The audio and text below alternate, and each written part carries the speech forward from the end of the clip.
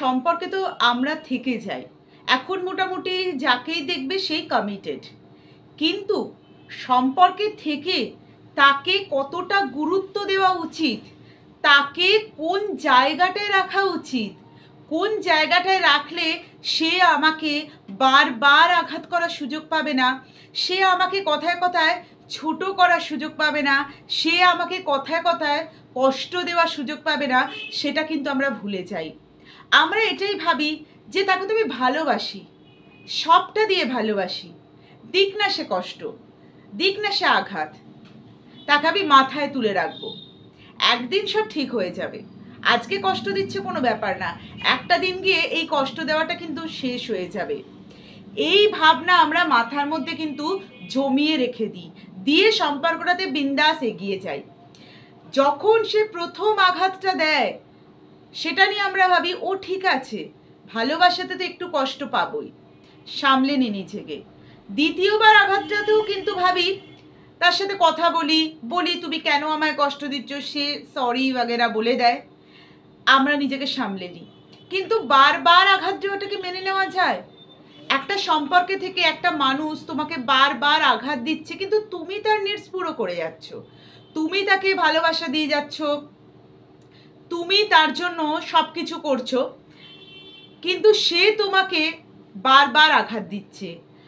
একটা সম্পর্কে থেকে কতটুকু আমার দেওয়া উচিত, কতটুকু দিলে আমি এন্ড অফ দ্য ডে বা একটা সময়ের পর গিয়ে কষ্ট পাবো না, এইটা নিয়ে আজকের ভিডিও। চ্যানেলে নতুন হলে আগে চ্যানেলটা সাবস্ক্রাইব করে দাও। তার আগে 12K কমপ্লিট করার জন্য তোমাদের অনেক অনেক ধন্যবাদ। অনেকটা সময় লাগছে, তোমরা সাপোর্ট করছো না ঠিকঠাক, আমি জানি আগের মতন, কিন্তু আমি হাল ছাড়ার মানুষ নয়, আমি কিন্তু এগিয়ে যাব। তোমরা পাশে থেকো, যেভাবে আছো সেভাবেই থেকো, একটু সাপোর্ট করো। এই চ্যানেলে মোটিভেশন সংক্রান্ত যে কোনো সমস্যার সমাধান করা হয়। ভিডিও ভালো লাগলে পাশে অবশ্যই থেকো, লাইক করো, কমেন্ট করো, শেয়ার করো ভিডিও বন্ধুদের মধ্যে। আমাকে যদি ফেসবুকে দেখতে চাও তাহলে বিপাশা রাহা মুখার্জি পেজ বং পেন্সিলে ফলো করতে পারো, ওখানে আমি ছোটো ছোটো মোটিভেশনাল কোটস পোস্ট করে থাকি। আর ফোন কল রিগার্ডিং যদি কথা বলার হয় সেটা আমাকে মেসেঞ্জারে বলবে, কারণ আমরা সেখানে একটা চার্জ পে করতে হয়, দেন আমরা ফোন কলে কনভারসেশন করতে পারি। তো পুরো প্রসেসটা আমি সেখানে তোমাদের বলে দেবো। আচ্ছা, একটা সম্পর্কে কতটুকু গুরুত্ব দেওয়া উচিত এটা আমি প্রথমে যাব না, কারণ এত কিছু ভেবে একটা সম্পর্কে যাওয়া যায় না। ভাবনা তখন আসে যখন আমি প্রথম আঘাতটা তার থেকে পাই, কিন্তু প্রথম আঘাতটা পাওয়ার আগে কিছু বেসিক জিনিস যদি আমরা মেনে চলি একটা রিলেশনশিপের ক্ষেত্রে, তাহলে কিন্তু এই প্রথম আঘাতটাও এড়িয়ে যাওয়া সম্ভব। কি বেসিক জিনিস? প্রথম কথা, সম্পর্কের শুরুতে বা সম্পর্ক কিছু সময় বা কিছু বছর এগিয়ে যাওয়ার পরেও পুরোপুরি তার কাছে কখনো নিজেকে ওপেন করবে না। সে ফিজিক্যালিও বলো, মেন্টালিও বলো, যে কোনো, পুরোপুরি নিজেকে কখনো তার কাছে ওপেন করবে না। পার্টনারকে যদি নিজের কাছে রাখতে হয় তাহলে কিন্তু নিজেকে ওপেন কম করতে হবে। নিজেকে যত সাসপেন্সে রাখবে সে তোমার কাছে ততই থাকবে। তুমি যদি একটা মানুষকে প্রথমেই নিজের সবটা দিয়ে দিচ্ছ, নিজের ফিলিংস, নিজের ইমোশন, নিজের শরীর, তুমি সবটা তাকে দিয়ে দিচ্ছ, একটা সময় গিয়ে সে একঘেয়ে হয়ে পড়বে। সে এটা ভাববে যে আমি তো ওর থেকে সব কিছু পেয়ে গেছি। সবাই নয়, এটা তাদের জন্যই যারা এই সমস্যাটায় ভোগো। তারা ভাবে আমি তো সব কিছু পেয়ে গেছি, ওর ব্যাপারে তো আমি সব কিছু জেনেই গেছি, ও একটা অ্যাভেলেবল পারসন, ওকে আমি যখন চাইবো ওকে আমি আমার কথায় উঠাতে পারবো, বসাতে পারবো, আমি যখন চাইবো ওকে আমি হার্ট করছি, আবার আমি যখন চাইবো ওকে আমি কাছে টেনে নিলেও বিন্দাস আমার কাছে চলে আসবে। এইটা যখনই সে জেনে যাবে, প্রথম আঘাতটা সে তোমায় তখনই দেবে। দেখো, সম্পর্কে কষ্ট, রাগ, অভিমান এগুলো থাকবে, তুমিও তাকে কষ্ট দেবে, সেও তোমাকে দেবে, কিন্তু বারবার যদি ব্যাপারটা হয় সেটাও তো মেনে নেওয়া যায় না, তাই না? সেই জন্য বেসিক কিছু জিনিস মানতে হয়। তাহলে প্রথমে কি, তার কাছে আমি পুরোপুরি ওপেন হব না, কিছু জায়গায় কিন্তু আমি নিজেকে একদম কন্ট্রোলে রাখবো। দ্বিতীয়ত, কিছু শর্ত সম্পর্কে শুরুতে দিয়ে দাও, যেমন তোমার পছন্দ তোমার অপছন্দের তালিকাটা তাকে দিয়ে দাও, তাহলে কিন্তু সে আগামী দিনে গিয়ে তোমাকে বিন্দু মাত্র হবে না, আগামী দিনে গিয়ে সে কিন্তু যা ইচ্ছা তোমার সাথে করতে পারবে। তাহলে সেকেন্ড পয়েন্ট কি হলো, শর্ত দাও যে তোমার এই জিনিসগুলো পছন্দ নয়, তোমার সাথে উঁচু গলায় কথা বলা, তোমাকে ছোট বড় কথা বলা, তোমাকে লোক সমাজে ইনসাল্ট করা, তোমার সেলফ রেসপেক্টে আঘাত আনা, তোমাকে অকারণে কষ্ট দেওয়া, তোমাকে এই জিনিসগুলো করে ঠকানো, এইগুলো যাবে না। দ্বিতীয় পয়েন্ট আছে, তাকে শর্ত দিতে হবে সম্পর্কের শুরুতে যে এই জিনিসগুলো আমার সাথে করবে না। সবাই শর্ত মেনে চলে? একদম সবাই শর্ত মেনে চলে না। যে শর্ত মেনে যখনই সে প্রথম শর্তটা লঙ্ঘন করবে, সম্পর্ক সেখানে কিছু সময়ের জন্য স্টপ করে দাও। তাকে এটা ফিল করতে দাও যে তুমি মুখে যেটা বলো তুমি কিন্তু কাজেও সেটা করো, আগামী দিনে গিয়ে সে তোমার কন্ট্রোলে থাকবে। তাই জন্য এবার দেখো, তুমি যখন স্টপ করে দিলে, যদি দেখো সেই স্টপটাকে সে হাসি মুখে মেনে নিল, তাহলে তো বা সে তোমার কখনোই ছিল না। কিন্তু তারপরে যদি সে চেষ্টা চালাতে থাকে, তাহলে কিন্তু সে তোমাকে ভালোবাসে, কোনো কারণে সে সেই শর্তটা ব্রেক করেছে।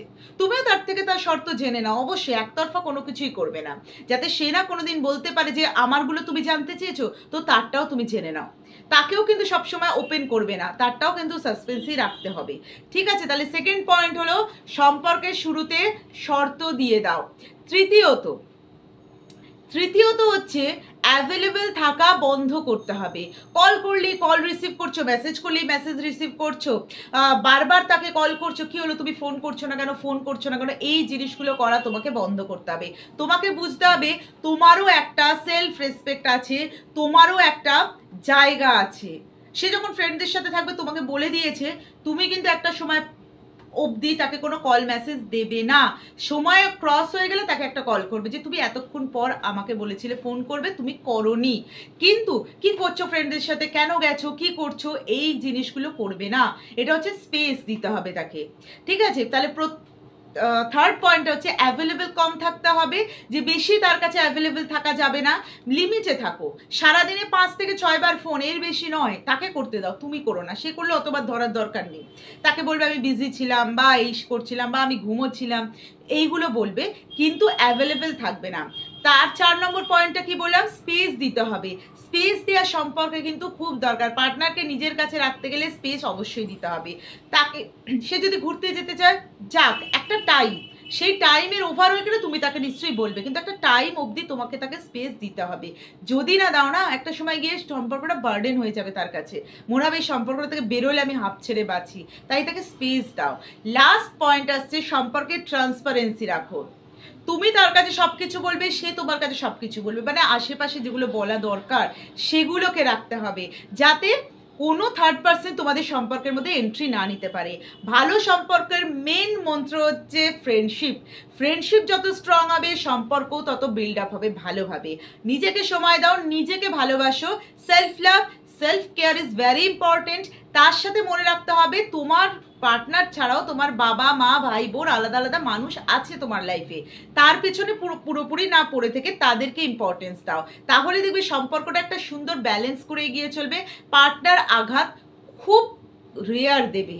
এই জিনিসগুলো যদি, বেসিক জিনিসগুলো আমরা যদি সম্পর্কে ফলো করতে পারি না, তাহলে কিন্তু অনেক সমস্যার সমাধান হয়ে যায়। আর এই বেসিক জিনিসগুলো ফলো করতে পারি না বলেই কিন্তু সম্পর্কের মধ্যে সমস্যা আসে, সম্পর্কের মধ্যে ডিস্টেন্স আসে, সম্পর্কের মধ্যে ব্রেকআপ আসে, সম্পর্ক ভেঙে যায়, আর একটা মানুষ বারবার আঘাত করার সুযোগ পেয়ে যায়। আর একটা মানুষকে বারবার আঘাত করার সুযোগ কখনোই দিও না। এই কথাটা বলি ভিডিওটা শেষ করব। একবার আঘাত মেনে নাও, দুবার তাকে চাইলে সুযোগ দাও, কিন্তু বারবার তাকে সুযোগ দিও না। লাস্টে গিয়ে সে তোমায় এমন আঘাত করবে না, সেটা কিন্তু রিকভারি করা তোমার পক্ষে খুবই কষ্টদায়ক হয়ে যাবে। তাই এই টিপস অ্যান্ড ট্রিক্সগুলো সিচুয়েশন ওয়াইজ ফলো করো, বেটার রেজাল্ট অবশ্যই পাবে। ভিডিও ভালো লাগলে চ্যানেলটাকে সাপোর্ট করো।